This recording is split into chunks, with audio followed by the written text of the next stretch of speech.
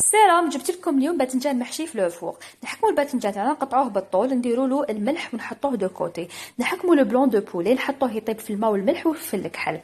من جهه واحده اخرى نديروا في المقله البصل مع فص تاع الثوم يتقلاو ونديروا لهم لي زيبيس. ومن بعد كي يطيب هذاك الدجاج نفتوه ونحطوه داخل هذاك البصل يطيب معاه شويه، ومن بعد نديروا له المعدنوس، لا كريم فريش، فرomاج روج، فرomاج بورسيون اللي كاين.